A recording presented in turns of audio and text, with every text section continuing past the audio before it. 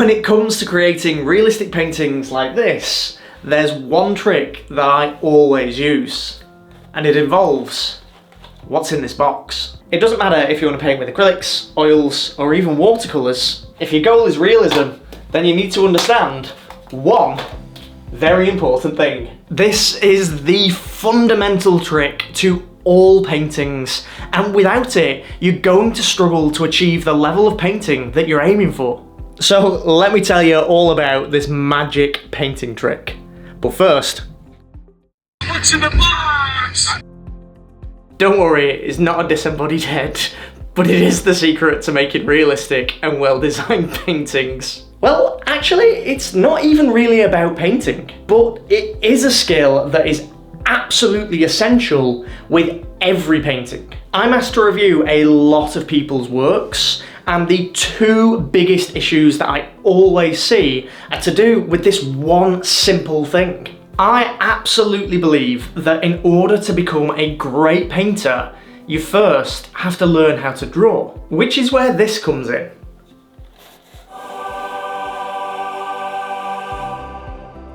Yep, that's right, it's charcoal. And in my opinion, this is the holy grail of art supplies. If I didn't know how to use this effectively, then I definitely wouldn't be able to make paintings like that. And don't worry, I am going to show you the process of this painting in just a moment. There's a reason why major art schools throughout history have taught drawing before painting. Because it works. Whenever I critique a student's work, it's very rarely the details that are the problem. Pretty much anyone can get a tiny brush and paint all the details. But why is it, even with all those details painted perfectly, do those paintings not look realistic? And the two major issues that I see that explains that are that the painting looks flat or the proportions are wrong. And both of those issues can be fixed with a fairly basic understanding of how to use this. Charcoal is very much a dry medium, but it can behave like a wet medium, very similar to paint. I'm not going to go into it much in this video because I don't have time, and I've got loads of videos explaining and showing how I actually use charcoal on my channel, so go and check those out if you've got time. And you don't need to be able to do super huge realistic drawings like those to be able to use charcoal to improve your paintings. I like to do small charcoal studies for the thing that I want to paint, and here's one I did for the tiger that I'm about to show you in this video. If we take a closer look at this, I've not drawn every single bit of detail, but I've tried to get my proportions right, and I've tried to get my values right, which is much easier to do in charcoal than it is in paint. I'm going to show you the process of this painting come to life and explain why I wouldn't have been able to do it without first using this to make this. First off, the repetitive drawing with the charcoal allowed me to develop my draftsmanship ability, which means I'm getting better with my proportions all the time. The more you practice, the more you draw, the better you become, as long as you're following good practices. It doesn't need to be a super rendered, super detailed drawing either. 10 hours spent doing 100 quick drawings is more beneficial than 10 hours making one highly rendered piece.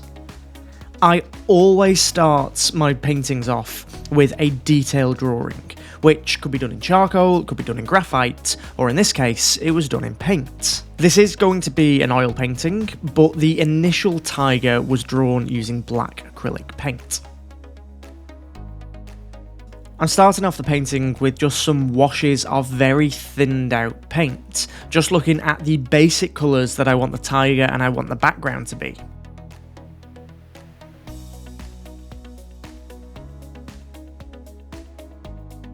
And if you've watched some of my other videos, you'll also know that I'm experimenting a little bit more with mark making. So I'm using a silicone paintbrush to try and remove and add some of the paints to try and make some interesting and more varied marks in the background of the tiger. I'm all about trying to have a bit more fun with my painting process, and I can do that. I feel like I can let loose because I've done that charcoal study, because I already know where I want everything to go. I can have a little bit more fun with how I put it there. Charcoal is just so much faster than painting. This piece took me about 2 hours, whereas this piece took me about 12. Which is why you can learn to draw and paint proportions so much faster using the charcoal, because you can just complete so many more pieces of art than you can with paint. Especially if you're aiming for realism. So the problem of proportions can be fixed by just doing lots and lots and lots of charcoal drawings. But how do you fix a flat looking painting with charcoal? Well, it's pretty simple really. The reason a painting looks flat is because the values, how light and how dark an area is, are too similar. There isn't enough contrast in the painting, and the 3D form of what you're trying to paint isn't represented. Charcoal drawing is only done using values. So if you can train yourself to create formful and three-dimensional drawings with charcoal, then you can transfer that skill over to paint. Especially if you've done a preliminary drawing of what you want to paint first that you're really happy with. It makes the painting process so much easier once you know where everything is supposed to go. It doesn't have to be with charcoal. You could draw with graphite pencils, and you would pick up the skills to understand proportions and values, which are transferable. But it's much harder with graphite, because drawing with pencils feels nothing like painting.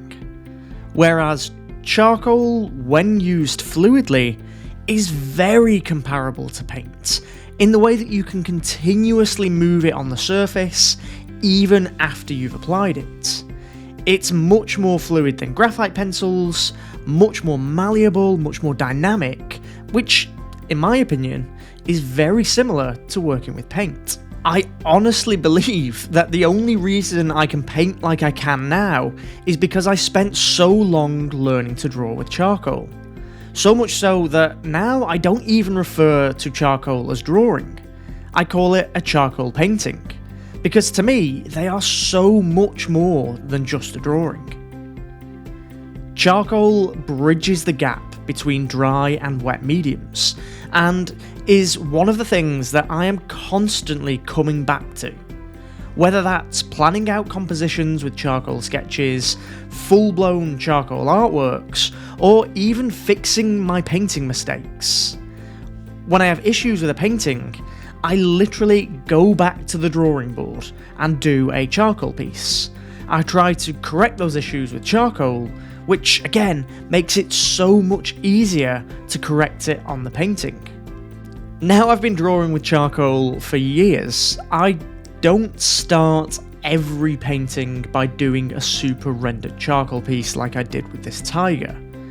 But I do use the skills that I've learned from all of those years of using charcoal in every single painting that I do.